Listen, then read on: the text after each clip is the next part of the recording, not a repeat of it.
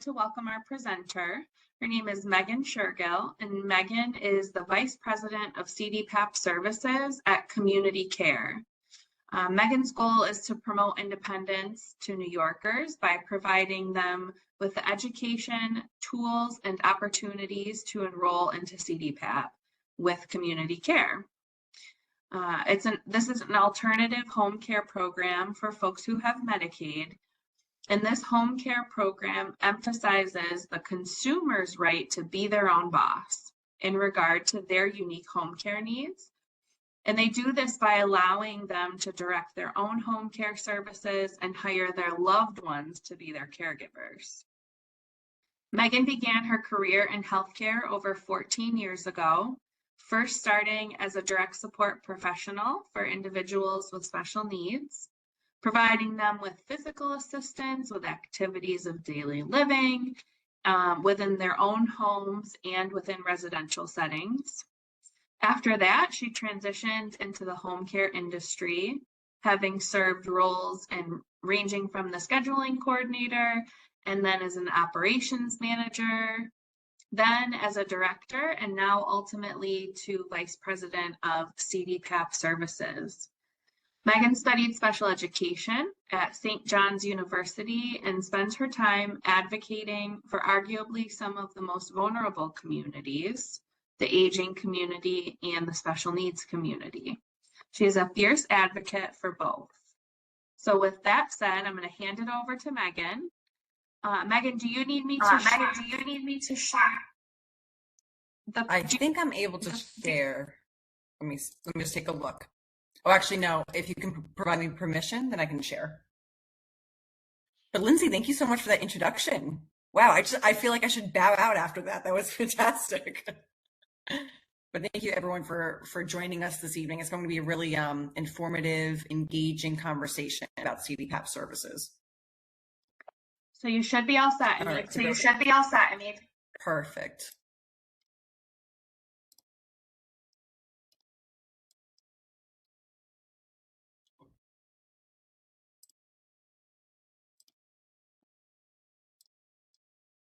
Okay, can everyone see my screen? Yes. Fantastic. Okay, excellent. So like Lindsay mentioned, my name is Megan Shergill. My last name is pronounced Shergill, as if I'm sharing information. I feel like that's very poignant and very fitting for what it is that I do. So I'm the Vice President of Community Care's CDPAP program, and CDPAP is an acronym, and there's so many acronyms, right? OPWGD, ACA, but here's a new one to learn that I promise you're going to want to know about. CDPAP stands for the Consumer Directed Personal Assistance Program. And like I mentioned, I'm the vice president, but primarily my role is the CDPAP advocate. I help connect with professionals like your ACA case managers and team leaders, as well as families, to help empower them with the knowledge about this program. And it's very important for me to mention that CDPAP is not right for everyone, and you'll soon learn why.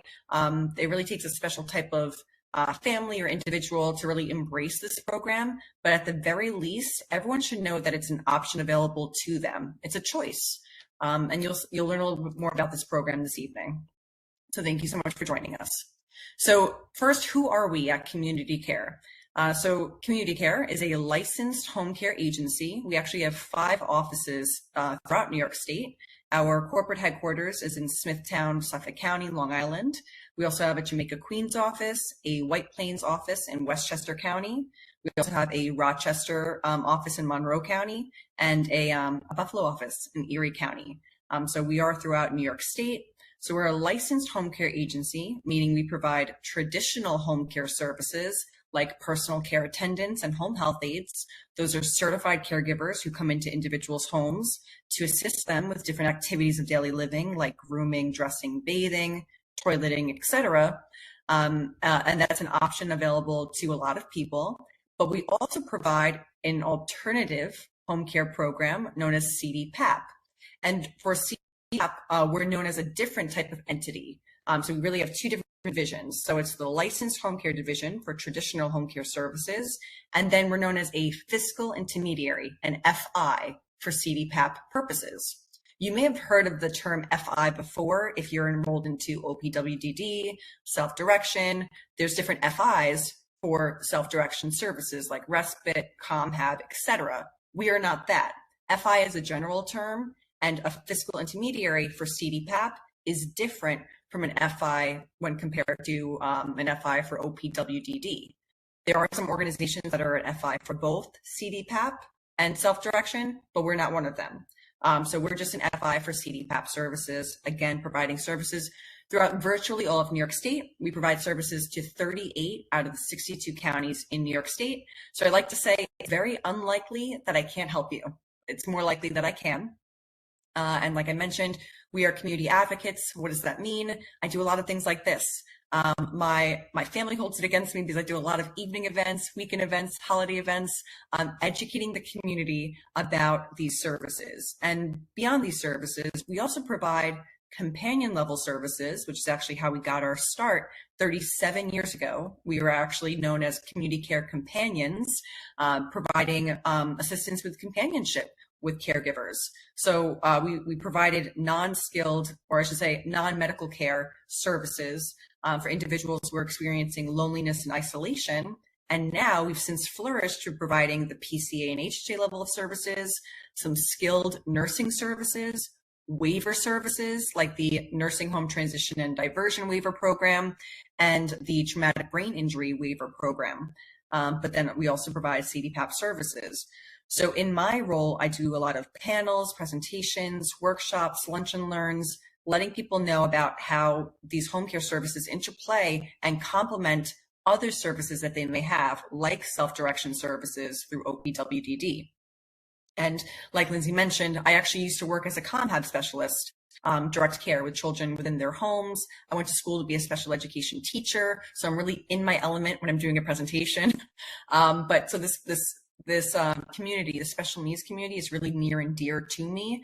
And I've made sure that our team at Community Care is well versed with how to navigate families within the special needs umbrella, because the majority of home care agencies out there really only specialize in assisting the geriatric population. You may have heard of CDPAP on TV commercials or radio commercials, get paid to care for grandma. This is this program, CDPAP. But beyond being able to take care of grandma and get paid for doing so, you can also get paid to take care of your child, or a special needs individual can have their adult sibling get paid to care for them, or a beloved respite worker enrolled to be their CDPAP personal assistant. So there's so many different opportunities. So before I describe what CDPAP is, again, this is just a nice continuum of care, a one-stop shop for all of the different services that we provide. And these are all the different counties that we support in New York State. Okay, well, Megan, so what is... Megan, I actually yes. that your slide changed. Oh, really? Yeah, it's still just on the... It's still on the one slide. Really? Okay, hold on one second.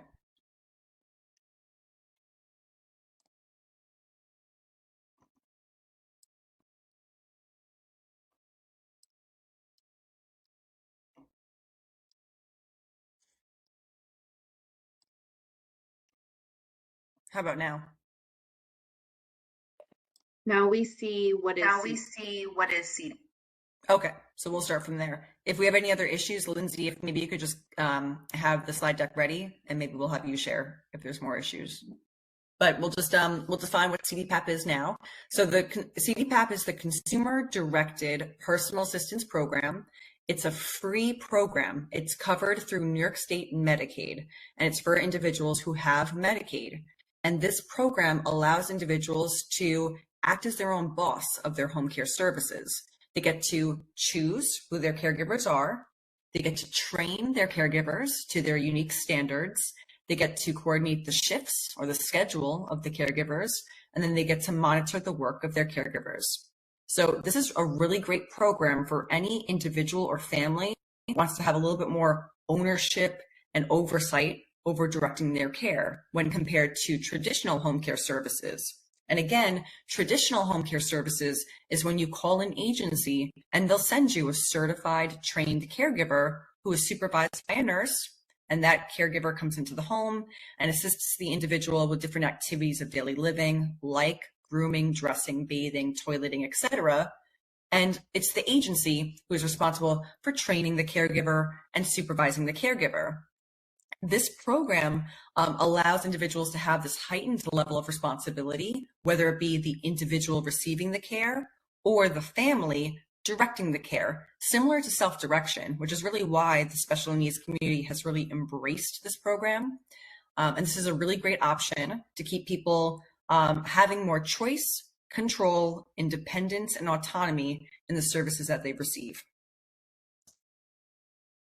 Can you see the next slide now? This is the general history of CDPAP. It is not. I can share. Okay, if you don't mind.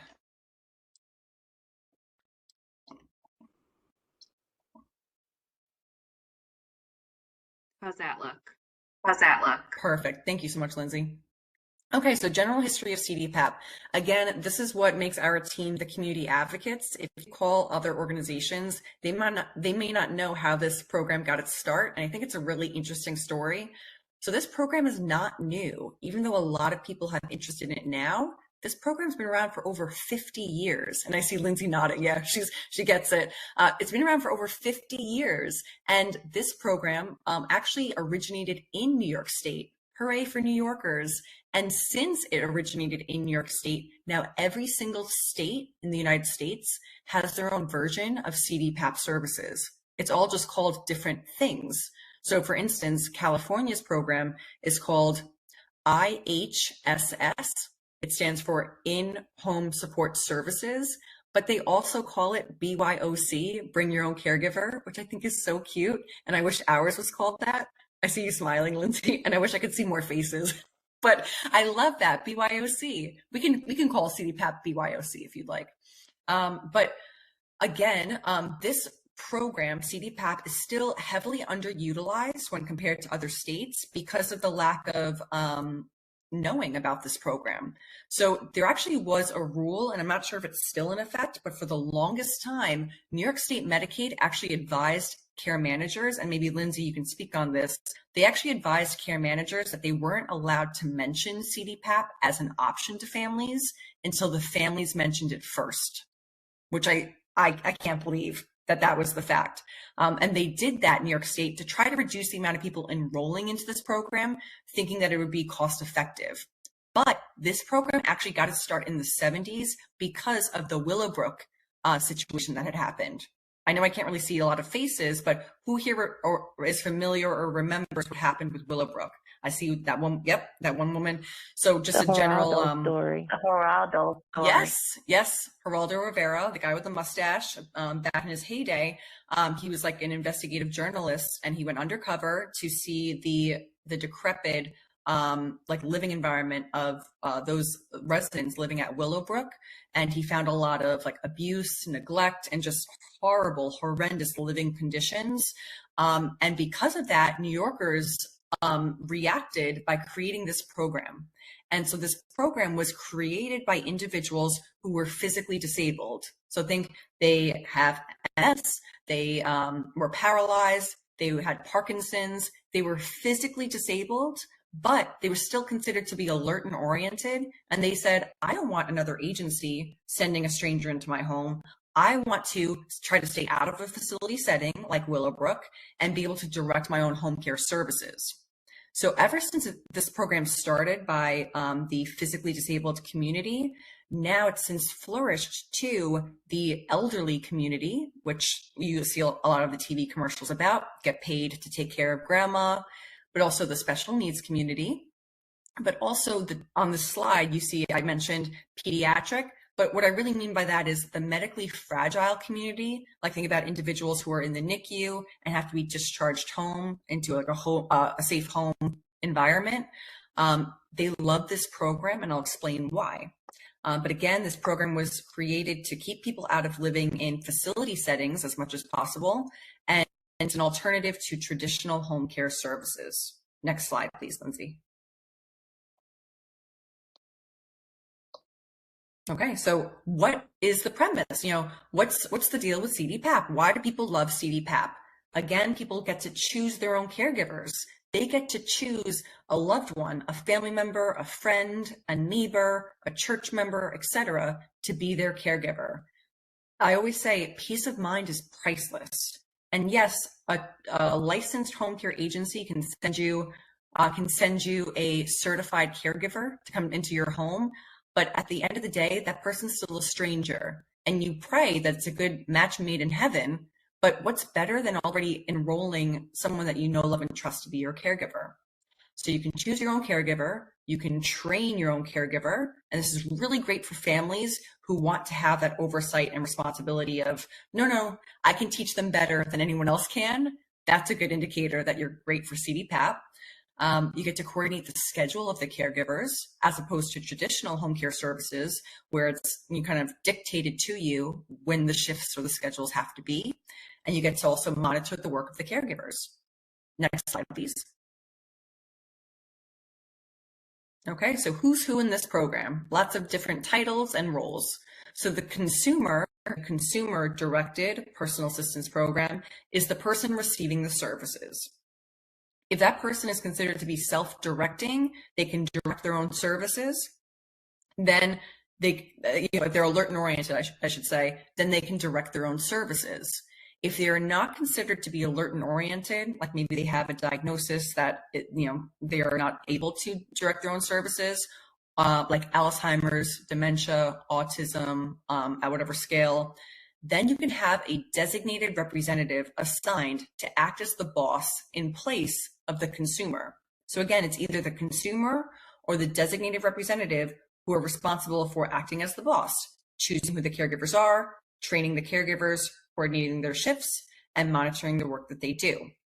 Then the caregiver in this program is known as the personal assistant. And who doesn't want to say that they have a personal assistant? That's kind of nice, right? And then again, the title fiscal intermediary, that's just a fancy term for our organization, Community Care.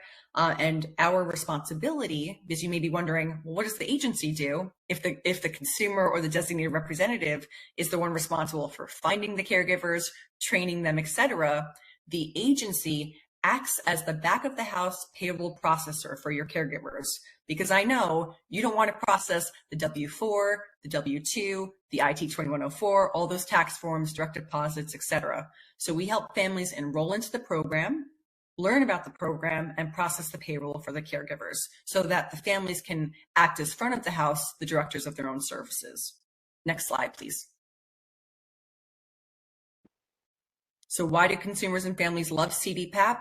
I feel like it's pretty obvious: heightened choice, independence, and control. And the wonderful thing about CDPAP is that its premise allows more individuals to be candidates, to be caregivers. So what I mean by that is New York State Department of Health does not require that caregivers, personal assistants in this program have background checks or drug screens.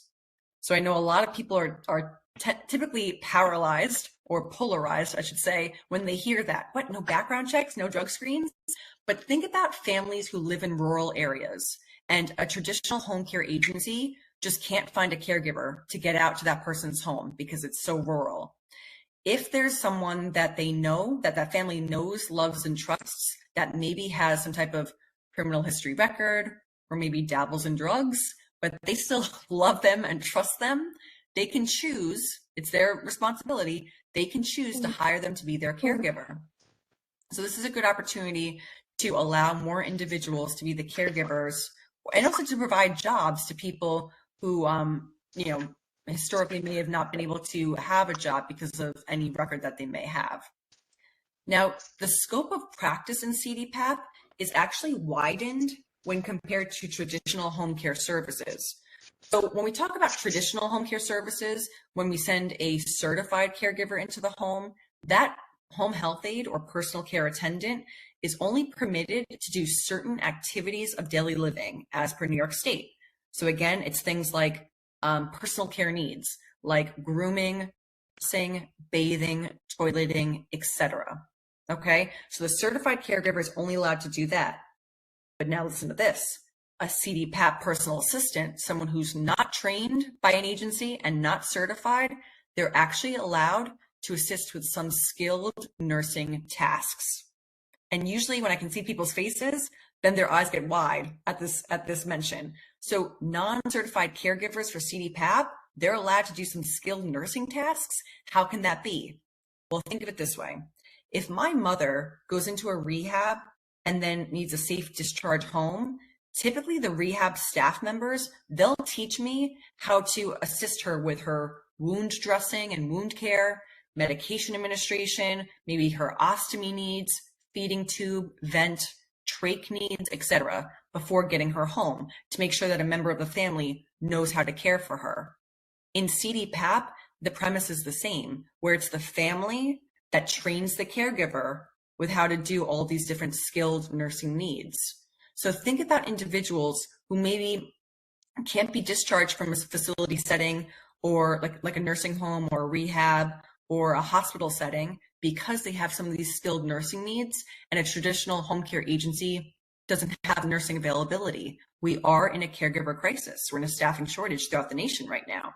So many people are going without home care services because mom needs eye drops. That's medication administration. Or your child needs emergency seizure rescue medication. You know, a traditional home care aide cannot administer medication, but a CDPAP personal assistant can. So I actually have a dear friend of mine whose son was born very premature, and he spent the first 2 years of his life in the NICU. And then obviously the family wanted him discharged safely, but the nursing agencies didn't have any nursing availability to provide him assistance with his feeding tube and his trach. So what to do? I told her, consider CDPAP. She got him eligible for Medicaid, OPWDD, got him discharged home, and she was able to hire her friends to provide around-the-clock care for her son and get paid to do those things like trach care, feeding tube, etc. And her peace of mind, having her son home and having her friends care for her son, is just priceless. So that's just a little bit, of a success story about this program. Now, another reason why so many people love this program is because when compared to traditional home care services, with traditional home care services, Medicaid will say, for instance, Lindsay, you're approved for home care services. But with traditional home care services, you get 40 hours a week and it has to be used Monday through Friday, 9 to 5. Okay, so that's nice. But what if Lindsay has overnight needs or something's going on that week where she really wants, evening hours or early morning hours? With traditional home care services, it's very strict with what your hours are. With CDPAP, Lindsay could have more flexibility with her hours, and they actually approve a weekly bank of hours. So with CDPAP, they would say, Lindsay, you're approved for 40 hours a week. Use it how you please. And she could have no hours on Monday because she just doesn't need the care or doesn't want anyone in the home. Tuesday, she could have 3 hours. Wednesday, she could have 12 overnight hours, etc., as long as it doesn't go over the weekly approved hours per week. And if I can see you with your screens, raise your hand if you're a parent. I'm a parent. I have a son, and I know from experience, no week is the same. Every week is different. So I know that I would thrive with having flexibility with my shifts and my schedule. The last great bit about CDPAP is that once an individual, well, actually, there's a few things. Yeah, I see a thumbs up. Someone's a parent there. Perfect. There's a few great things about CDPAP.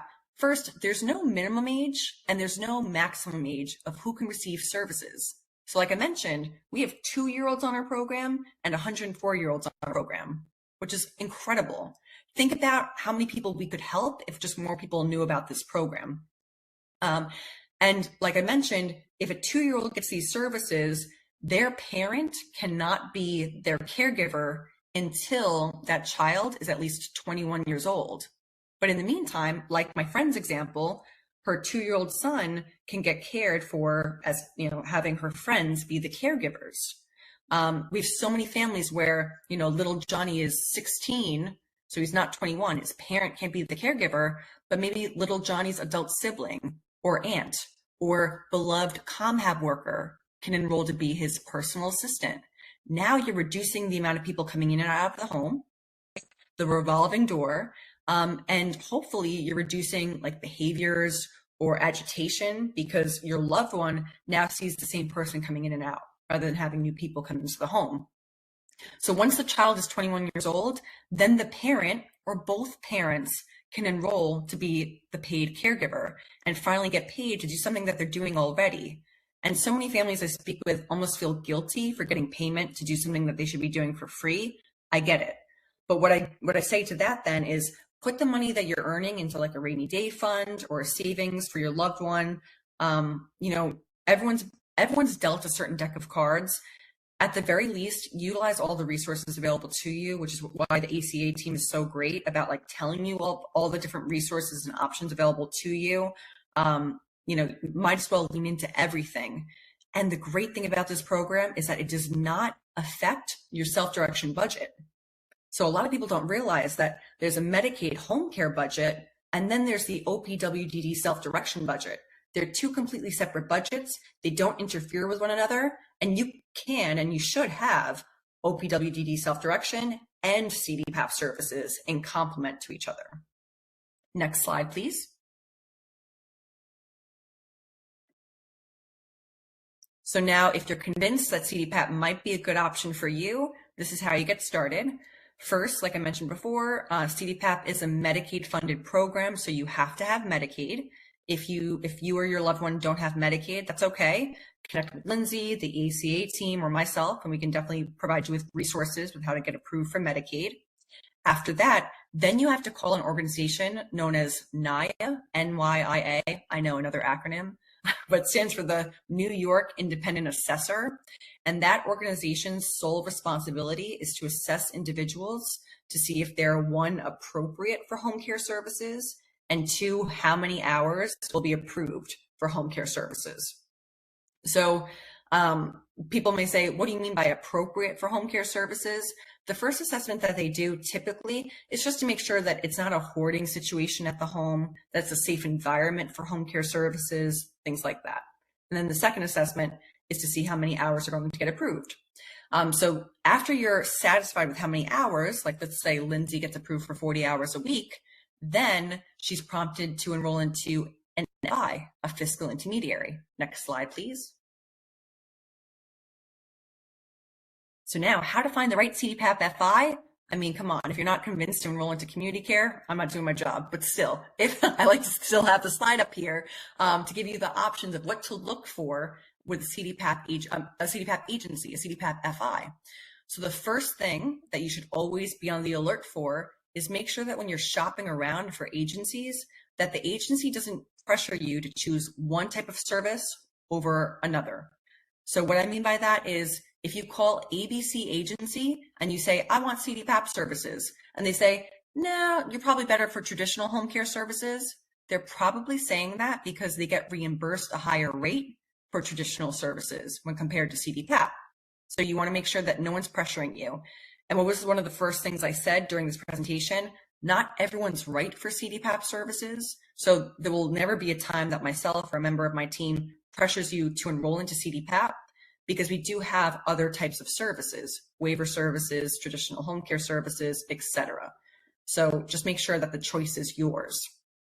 Next, you want to make sure that the agency that you enroll into is familiar with the rules, and the regulations as it pertains to CDPAP, because again, CDPAP has really been in the news a lot lately. I don't know if any of you guys have seen, the TV commercials and there have been articles about what the governor is trying to do with CDPAP right now. But CDPAP for years, it really has had a history of having a lot of Medicaid fraud and abuse going on, meaning that families would be claiming that they're providing care and they're not really providing the care. It would be something like, Lindsay, sure, I provided services for my sister 3 weeks ago. Can you pay me for it? But then there was no proof. So there's actually a federal law called the 21st Century Cures Act, which now requires that all caregivers working under a Medicaid funded program like CDPAP use electronic visit verification to register their hours worked to verify that they are working. So let's say you call ABC Home Care Agency and they say, oh yeah, you can just submit a timesheet to prove that you worked. That's a red flag because there's a federal law that requires that you clock in and clock out. And at some point, that agency is going to get audited by New York State Department of Health. And if they're doing things the wrong way, they're going to ask for payment back, for services rendered. So just make sure that you shop around and that the agency is familiar with all the different laws. The number 3, the recommendation is simply just do a Google search. I mean, how many of us, before going out to like a restaurant for dinner or to a dog groomer, the first thing we do is Google, look at the reviews and the ratings. So for community care, for instance, you could search community care, home health services, Smithtown, because that's where our corporate office is. And you can see our Google profile. We have something like 484 reviews and a 4.8 out of 5-star rating, which I think is huge because typically people only leave reviews when they're dissatisfied and not always satisfied. But definitely shop around, look at the reviews, don't take the agency's word for it, look at what the community is saying. But also to that point, go to different Facebook groups. I'm a member of like the Northport Moms Facebook group because I live in Northport. And there's so many times that people ask, like, who can recommend a great home care agency? So you can do that too and just see what your community is recommending. And the last thing I'll recommend is just look at the organization's social media profiles like Facebook, LinkedIn, Instagram, etc., to see if they're like out in the community. Are they doing education? Are they volunteering? Are they mission driven, right? You want to align yourself with an agency that's going to fit your needs and also be responsive. Imagine calling around for a home care agency and they promise you that they're going to pay you $22 an hour, which is on the higher end of what someone can receive payment wise. It's one thing for them to promise you that you're going to get paid $22 an hour.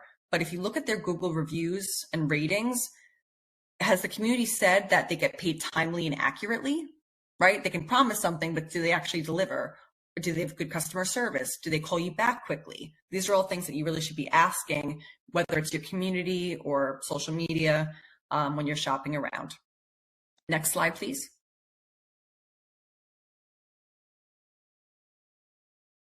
Okay, so if you're interested in CDPAP services, I mean, there's so much information online, but just be very careful because there are a lot of organizations that promote this program, but are not familiar with the intricacies of this program. So if you have any questions, my contact information is right there, cdpap@communitycarehhs.com.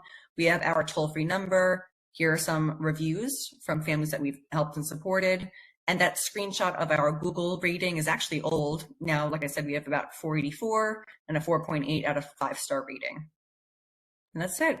So Lindsay, I don't know if you want to open it up for questions or if you have any questions. So Megan, I'm gonna mute. I feel like I'm okay, that's a little bit better, but thank you so much. What a good presentation. We do have a couple of questions. I feel like you answered many of them, but we'll just go through them because we have the time. First, I want to say that yes, this presentation is being recorded and we will send it out to everyone who registered via email along with the slides from the PowerPoint. So no worries there. The first question is, can self-hired CDPAP be overnight? Yes. Perfect. Can someone be enrolled in community care and have self-direction simultaneously? Definitely. Yes. Here's an interesting one. My son is 17 years old and on OPWDD. Is he eligible for CDPAP? Can mom and dad be the CDPAP caregiver? And kind of simultaneously, what might CDPAP do for someone is maybe higher functioning for lack of a better than a 17-year-old? Great question. So for anyone to be eligible for CDPAP services, first you have to have Medicaid, and then you have to prove during that NIA assessment that the individual needs physical assistance with at least 2 activities of daily living. So I actually have a full comprehensive list of all of the activities of daily living, and they range from things like grooming, dressing, bathing, toileting, but then also those skilled nursing services like medication castration, trach, vent, feeding tube care. And you may be thinking, oh, my loved one doesn't need any of that. But think about grooming, for instance, as an example. Grooming is a very general term, but that encompasses skin care to prevent infection, nail care to prevent infection. I speak to so many families, and I always say, picture putting your loved one in a hotel room unassisted for 3 days. How would they fare? So, a mother may say, little Sarah can certainly shower herself. Okay, does she shower herself or does she just stand under the water? And think about the need for home care services. Is she really showering herself enough to prevent like an infection or some type of hygienic issue? So it's really important to kind of think of it like a clinician. So if you'd like the full comprehensive list of all the different activities of daily living, just reach out to me. I can give it to you. So to answer the question, son is 17 on OPWDD, that means that person has Medicaid, so definitely eligible for an assessment. So you can definitely have a home care assessment. During the assessment, you have to prove that that individual needs physical assistance with at least 2 activities of daily living. Can mom or dad be the CDPAP caregiver? Not yet, not until that individual is at least 21, but your son can have someone else who you know, love, and trust be the caregiver, like an adult sibling, another family member, a friend, etc. And what was the other question, Lindsay? I think you answered them all. Excellent. I do see another question. Can a spouse be a caregiver? That's a great question. There is so much flexibility with this program and very few exclusions. That is one of the few exclusions. A legal spouse cannot be the caregiver. So for instance, my husband can't be my caregiver if I needed home care services. But we have so many people who are like life partners and not legally married who act as the caregivers, so that's okay. We actually have people who divorce to be the caregiver. I mean, do what you want to do. The next question I see here is, how can CDPAP assist a special needs, high functioning 17-year-old? I mean, that list of activities of daily living, I would love to give to you. So just reach out to our team if you'd like, and we can share it with you. Because you might be thinking your loved one doesn't need, personal care needs. But if you look at the list, they might actually need assistance. What about, can the designated representative or the advocate be the same person as the caregiver? No, of course it can't, right? That's a conflict of interest. So that's a common question. And again, that's one of the few exclusions. The caregiver can't also be the person directing the care. So, and let's say you wanted to switch roles. Like let's say mom and dad have little Johnny, their son. Mom acts as a designated representative until little Johnny's 21. Once he's 21, you can actually change the designated representative to be a friend so that mom and dad can enroll to be the paid caregiver, the personal assistant.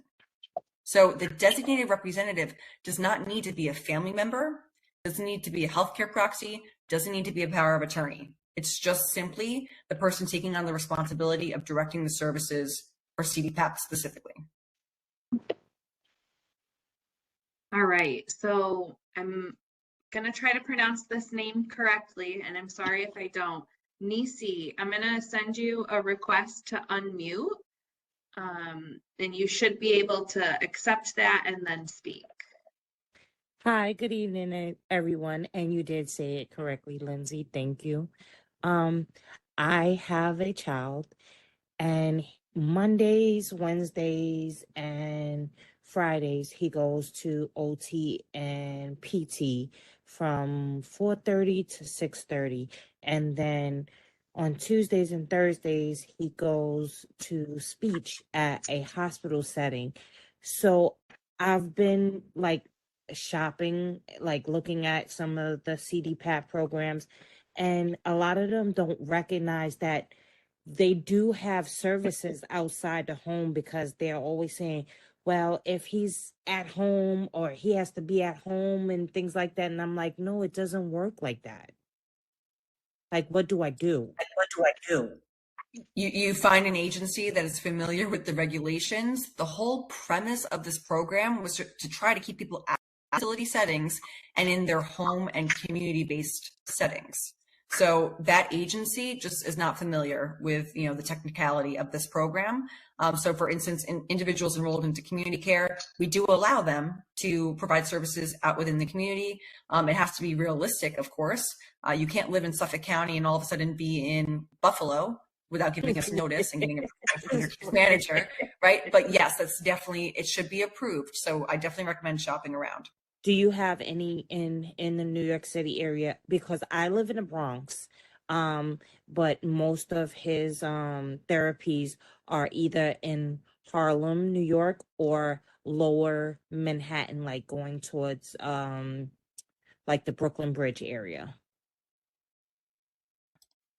So we have a Jamaica Queens office. But just remember, for the caregivers, the responsibility is always with the family to find your own caregivers. Okay. A lot of families will call us. Yeah, a lot of families will call us and ask, do you have like a list of people that we can review, like to be the caregiver? So a lot of people don't realize that New York State Department of Health is actually very strict. They say that the CDPAP agency is not permitted to get involved with sourcing the caregivers, finding the caregivers, vetting, interviewing, or matchmaking with families. We have to stay out of that. We're not allowed to be involved. So the family has to find their own caregivers, and then we just simply help you guys enroll. However, I do have a great educational workshop that's recorded, and I send it to families all the time. It's a video, and the title is Best Practices for How to Find a CDPAP Caregiver. And to be honest with you, a lot of people watch the video and they end up finding a CDPAP caregiver and then a respite worker and a ComHab specialist all in the same thing because it has so many good tips and tricks with how to find caregivers. So if you'd like that video, just send me an email. I would. Thank you, Megan. All right. So I knew this was going to be a hot topic. And Megan, if you're not comfortable talking about this, totally fine. But what is the new regulation for New York State from this April 1 FI for all? Wait, Lindsay, I was chomping at the bit to talk about this. What are you talking about? I thought you might Okay. be, but Lindsay, if you can do me a favor, because I don't think I can type in the chat.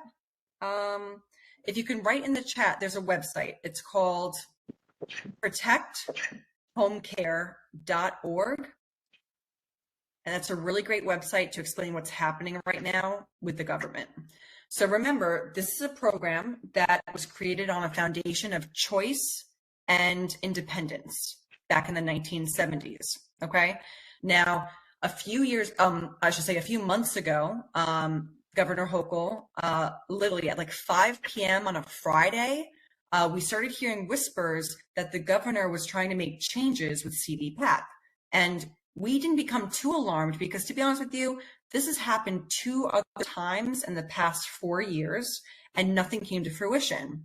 But myself and other senior members of leadership, we said, you know what, just to be on the safe side, let's go to Albany on Monday and just kind of see what's happening and maybe lobby to help protect the integrity of this program. And what was the governor trying to do? She was claiming, or she was proposing, that she wanted to reduce the amount of agencies, CDPAP agencies, FIs, from about 700 to 1 FI in New York State to provide services for 250,000 individuals in New York State. And that's not part of this whole proposal. The one remaining FI has ties to a union that has a lot of ties in politics. But also this one FI is organized out of Georgia. So we're going to outsource a New York State program in Georgia. And if you know anything really about anything, you know that a monopoly is never a good thing. So imagine consolidating all of these 700 choices that you have, different agencies that you have to choose from. You probably, you can call them and you can shop around for customer service, response times, the best pay rates for your caregivers, the best benefits packages for your caregivers. For instance, do they provide a 401k, health insurance, vacation pay? Is it weekly pay or biweekly pay? Are they union affiliated? Are they not? These are all things that you should be asking for. Right now, you have the option to choice, right? If actually goes through, what she's trying to do is reduce it so that you don't have a choice with which agency you enroll into. It'll be one organization, one FI. And what happens if this FI becomes a union shop and the union goes on strike? 250,000 New Yorkers are not going to get home care services. That's pretty terrifying. Now it's going to create hospitalizations or worse. And right now, let's say you sign up with an agency and they don't get back to you timely, or they don't process your payroll properly. You can exit that agency and choose a different agency. If this actually comes to fruition and you don't like the services that you're receiving, your only other option is to go into a facility, which is terrifying. So what the governor is proposing, or what was proposed, was the following Monday, she said, I'm going to reduce the amount of agencies from 600 or 700 to one remaining FI. And so myself and our director of CDPAP Outreach and Education and our owner went to Albany. We lobbied on the steps of Albany. Myself and my team members went into different offices lobbying to different politicians, saying why this is such a scary thing. And we were explaining to them that maybe today you don't need CDPAP services. Maybe you don't have a loved one that needs CDPAP services, but it doesn't stop with CDPAP. So for instance, if I exit my house right now and God forbid I get hit by a bus, now I have a TBI or a physical ailment, and now I need CDPAP services. Now it affects me, right? If I have another child and he has special needs, now he needs CDPAP, now it affects me. If we don't stop the buck here, what's to say that the government next is going to say, now we're going to reduce OPWDD services or OPWDD providers? And here's an example that I always give. This haircut that I have right now is not by choice. It's because I just recently beat cancer. And so this is chemo growth growing out again. And imagine if the government told me that, no, Megan, you can't choose your oncologist. You only have one choice. That's kind of where we're headed if we don't stop this here. Philip, I see you're clapping your hands. This is a very scary thing. For the government to have this much say over our loved ones, our children, our parents' services is very terrifying. So unfortunately, the bill got passed and now it's a law, and it's going to be enacted as of April 1st, 2025, which is not that far away. And so this website was, again, protecthomecare.org. Yeah, protecthomecare.org. It's a call to action. So if you go to the website, you can watch a great video. We're part of this Alliance for Home Care, and it's us and all other home care agencies that typically we're competitors with, but all of us are banding together to let the community know why this is such a terrifying thing. And so I urge you to go onto that website, click the Take Action button, and submit a letter to our politicians to try to get this to be stopped. Because, like I said, the buck does not stop here. If we don't stop this, OPWDD is next.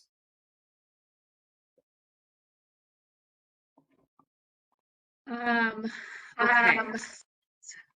A lot, but I did put the website in the chat, and we've been talking about CDPAP for a while now. I know when Megan and I first started talking about doing this presentation, we were still kind of feeling like, we'll see, we're not sure what's happening, and then things changed pretty significantly, it sounds like. So we encourage you all to advocate always for what's important to you. I do see a couple of questions here, Megan, about the age of a caregiver. Is there a certain age that someone has to be to be a caregiver? And can someone have more than one CDPAP personal attendant? Yes. So a caregiver has to be at least 18 years old. That makes sense, right? And they have to be eligible for employment in the United States. So they don't have to be a citizen. They can have their working papers, they can have a visa, but they have to be eligible to work in the United States, because this is technically on the books work. I'm sorry, what was the other question, Lindsay? Can you have more than one? Oh, yes. We always recommend enroll as many caregivers as you can, because you want the village behind you when your primary caregiver calls out. It's going to happen, right? There's going to be weather ailments, emergencies, sick days. You want to have enough caregivers enrolled so that you can throw another, caregiver in when one person needs a day off. Oh, here's a good question. What would a reason be for someone not being approved for CDPAP? CDPAP. I saw that question. You need to call me because I'm the CDPAP girl. I can get you approved. There's certain language, certain verbiage. So for instance, a lot of families who are familiar with self-direction and ComHab services go into the home care assessment using terms like supervise, monitor, prompt, etc. If you use those terms during the home care assessment because you're familiar using those terms with ComHab, you're not going to get approved for home care services because home care is defined as a task-based service. So you have to prove that the individual needs physical assistance with activities of daily living. ComHab's whole purpose is prompting, right? Physical prompts, verbal prompts to try to get the individual towards independence with their activities. Home care is different. With CDPAP, you have to prove that the individual needs physical assistance. So if you've been denied, give me a call back, or give me a call and we can hopefully get you approved for another assessment to hopefully get ours approved. And I also just wanted to mention a real case scenario of a success story. There was one family that originally was only approved for 40 hours a week. This individual is 23. He has autism. He's nonverbal. He's in adult diapers. He's an elopement risk. He has a seizure disorder, which requires rescue medication. And he has injurious behavior towards himself and others. And he was only approved for 40 hours of home care services a week, which honestly pissed me off. So what I did was I advocated for the family. I helped the family prove that there's been a significant change in clinical condition to justify a new assessment. And prior to the new assessment, I helped prepare the family with how to best tell their loved one's story. They get an increase of hours, and they did. So now, instead of 40 hours a week, they have 108 hours a week approved for CDPAP. And that's life-changing for this family. So if you've hit a brick wall, just give me a call and I can help you.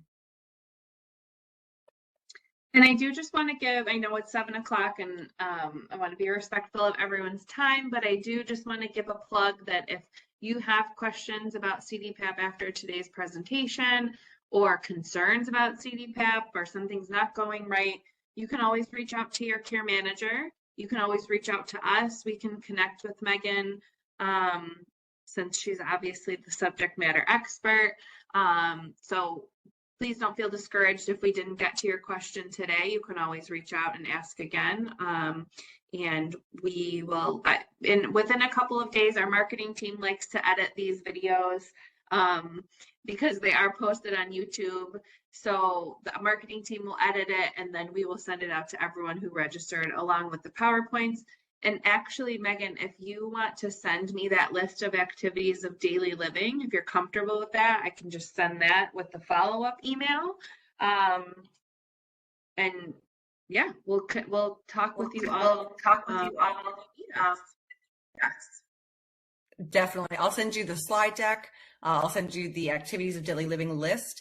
And Lindsay, I'm also going to send you a link if you all would like to leave us a review on Google, just because leaving a review on Google helps other families find our services to best support them and their loved ones. So I'd be so appreciative if you had a good experience during this workshop, if you could leave a review. Thanks, Megan. Thanks everyone for coming. Have a great night. Have a great night. Good night, everyone. Bye-bye.